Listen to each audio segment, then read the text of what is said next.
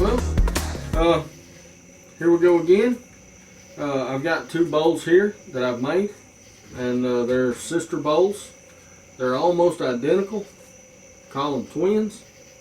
They're both made from the same wood and from the same type diameters and things of that nature. But they're both 15 inches across, 15 and a half inches wide, and they're both right at 5 inches tall. And they are twin bowls, and of course, you know, they have little subtle differences just like any twins. But I've also put an inlay on the inside here. Don't know if you can see it on the very bottom. So it's a cross, and this cross here has the word faith in the middle, and this cross here has the word hope in the middle. So but I'm going to go through the process of building this, and I'm trying a new format. This video here will be a brief overview of the whole process. I'm just going to try to make a short video of it, but there will be a full-length tutorial series on it, and I'll get a link up to it as soon as I get it uploaded. So I hope you enjoy this video. Let's get started. Okay, I start out by cutting this slab in half. It's about 15 inches wide, and 2.5 inches thick. Just cut it down the middle, plane the top, nice and flat of both sides, and parallel it with the other side. Here I'm getting both sides the same thickness.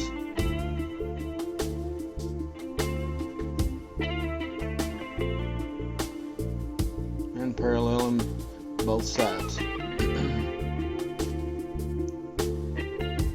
Then I have to joint both edges perfectly 90 degrees to make sure they made up good when I put them back together. I'll make a little carpenter's triangle here to help me keep my orientation correct.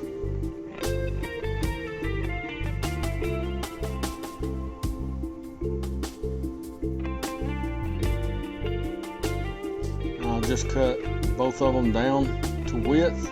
They'll both be cut 7 inches wide.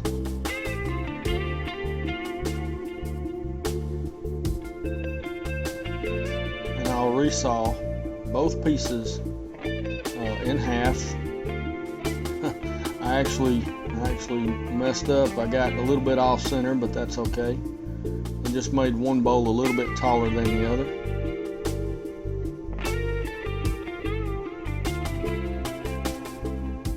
Now I get my orientation triangle lined back up the way it's supposed to be, and I have my 4 pieces. The pieces on the top will be one bowl, the pieces on the bottom be another. Just mark these 1, mark these as 2, and get ready to put them together. I'll just use duct tape. Yellow is all I had, so don't laugh too hard. But yellow duct tape, and this will just hold it together while I get all my layout done and everything else. Then I'll have to find the center of the boards, mark off for all my circles, all my layouts for my circles, and then I'll draw them out. Just draw out each circle, and I'll cut these out on the bandsaw on a 45-degree angle. Could be any angle you choose. You can use any angle you would like, but I just chose the 45.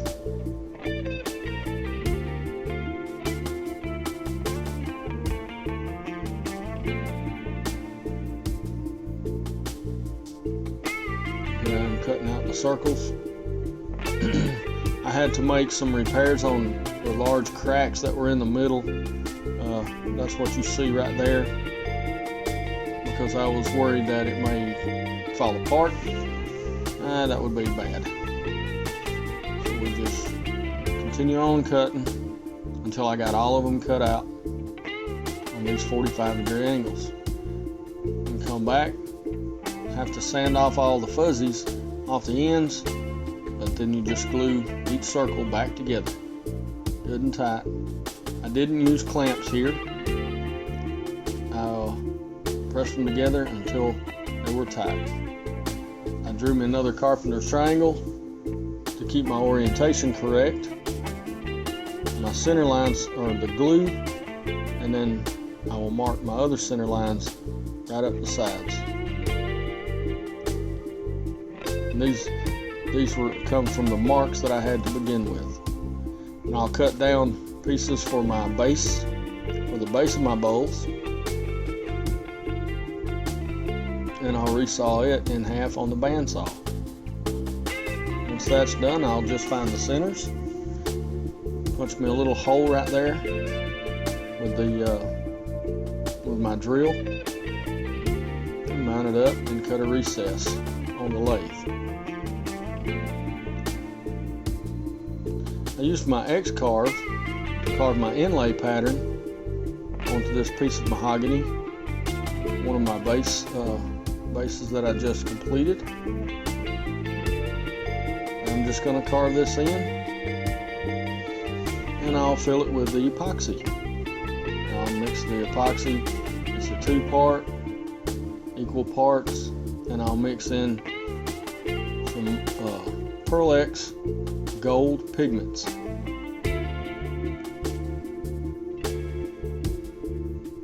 Mix that up, and we pour it in, and make sure that it goes in the whole thing. Make sure it goes in every bit of the voids. You don't want any air bubbles keeping it from filling this space. And you set it aside, and that's what it looks like. Then I'm getting ready to cut my segmented ring. I'm making my cut for the segment width here, and the segment height here, and I'll get ready to set up my segmenting sled, and we will begin cutting all my segments. This is a 12-sided segment that I'm cutting, and I'll have an accent pieces in between each segment. And these accent pieces actually came from the same tree also. So I'll get all my segments cut, 24 in all. And then all my little accent pieces, I'm just gang cutting them here. There'll be 48 of those. 24. Okay, now I've got my segmented ring glued up. My battery had died on my camera, so I didn't actually film the glue up, but I started with 2 and 2 and 2 and 2, and then I glued those together, and then glued those together until I had the complete ring done. And I put my base back in the lathe and began facing it off, truing it all up, getting everything nice and square and flat. And this is the end result here so far. Then I need to sand all my pieces. I'll send all my oak pieces through first and get them all sanded flat and the same thickness.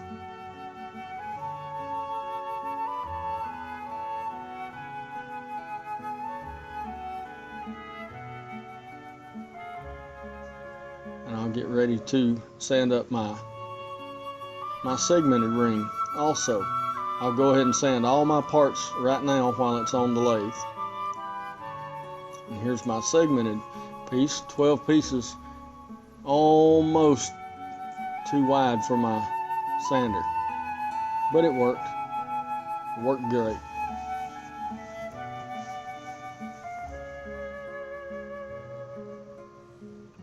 make sure both sides are completely flat. And I did this by drawing lines all the way around on both sides, just drawing on it, and I would sand until the lines were gone, and that ensured me that that side was flat. Flipped it over and did the other side the same way. Then I'm lining all my marks back up. My center marks. I've got another triangle on here. I'm getting ready to glue. There's my center marks there and my center marks on that side. So as I put my glue on, I'll line up the triangle and all my center marks, and it should have everything centered pretty good. All my marks, double checking everything, tack it down, and make sure everything is lined up very good. And then I'll continue on with the next layer, and it'll be the same layout. Just making sure that everything is lined up very carefully. And then I'm getting ready to put on my base plate. And I have all my center marks. I transferred down the sides, and I'll line those up with my bowl marks.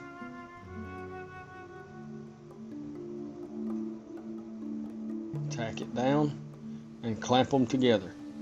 I use ratchet straps because I don't have a press yet, just haven't built one, but this is a very effective way to get everything good and tight. It should sound about like a guitar string.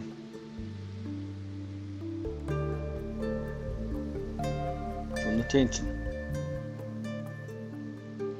Then I'll start roughing out the outside of the bowl. Basically, I'm just taking off all of the glue and everything, just kind of smoothing everything up a little bit and just getting it roughed out. This way, I'll know that my segmented ring will be put dead in the center. I don't want any kind of compounding going on and getting me thrown off on my segmented ring. And then I move around to the front and true everything up inside there. And like I say, this is not final shaping, this is all just roughing out. Just making sure everything stays centered, especially my segmented ring.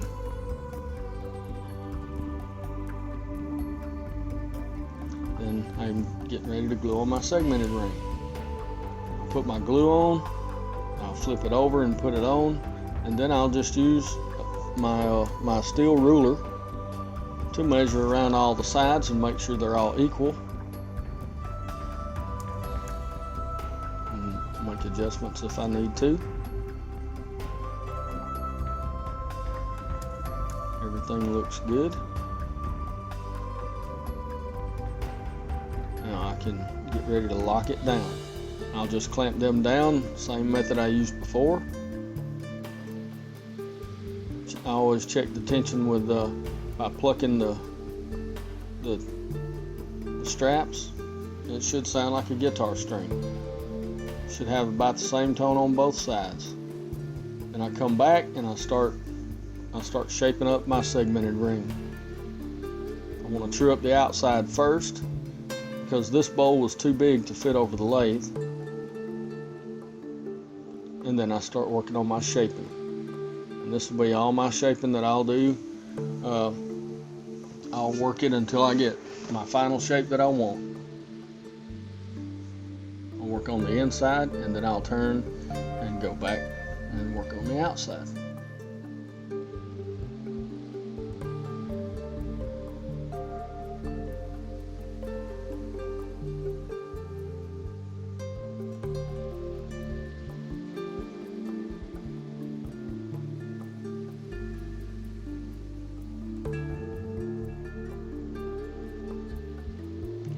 Inside almost complete.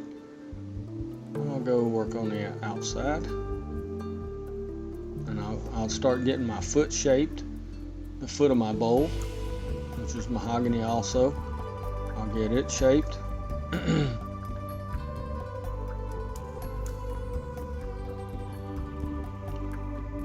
And scraped. And finally I'll scrape up the outside before I begin my sanding. I'll start out with power sanding at 80 grit, just making sure all my tool marks are gone. Any tooling marks and things like that, just making sure that they're gone with 80 grit. I'll do the front, the inside, and the outside.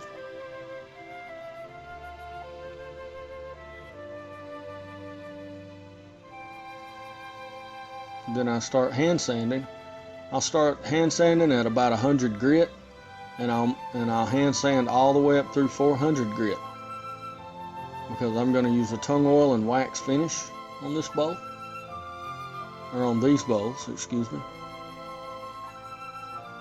But I'll finish all the way up through 400 grit. I'll sand with the lathe running, and then I'll go back and hand sand with the grain for each grit.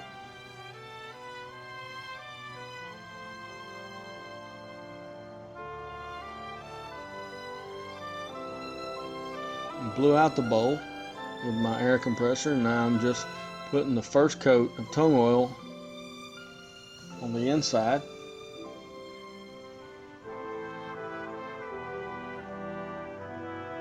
That stuff really brings out the color in the wood.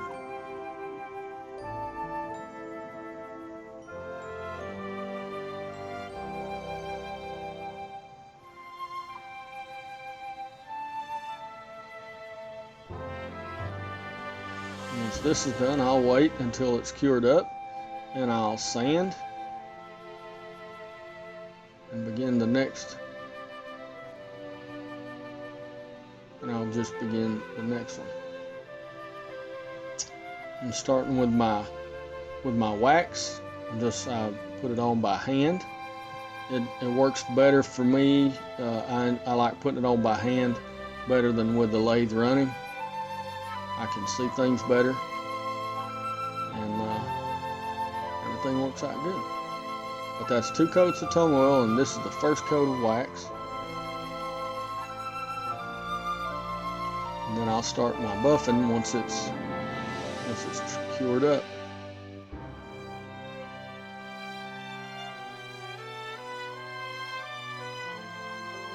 This is my first layer and buffing it out. And like I say, I will do two layers of wax on top of 2 layers of tung oil.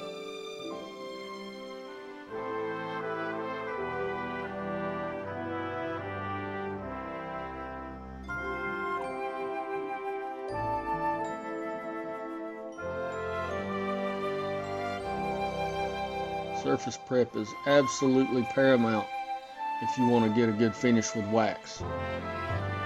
You will see every scratch. I'm getting ready. I'm making my jam chuck. I'm turning the corner at 45 degrees, which is about the inside of my bowl, so the bowl will fit on it. I'll just bring my tailstock up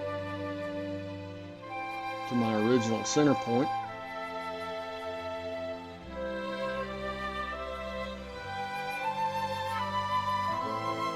And I'll turn off my tenon and shape the inside of the foot ever how I want to. I decided to leave the middle with a little rise in it, and I think that really turned out nice.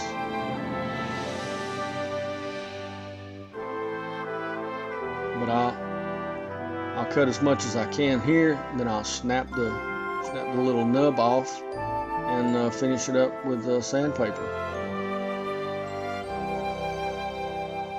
I'll sign it and ready to go. Well, there we are. The end of a project. A very fun and challenging project. I actually started this thing a week ago, and I've worked on it in my spare time, trying to get it finished. for about a week now, and choo-choo downtown. But I've been working on it for about a week. I've been really busy at my primary job, but here we go. Both of them.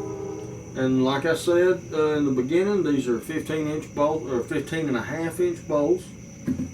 They're basically twins, which means they look very similar, but there are subtle differences between them. They're both 15.5-inch diameter, they're both 5 inches tall, and they both have an inlay on the inside and the bottom. Very fun project. A lot of steps. But hopefully you enjoyed the video, and you'll go and try one for yourself and see what you can get. And I'm getting ready to do a subscriber picture video.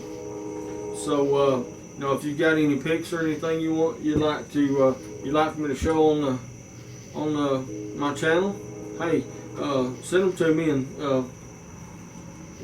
but just know that if you send me a pic, that I'm just going to assume that I have permission to put it on the air, and of course, or on a video, and of course I will give you full credit for your pictures.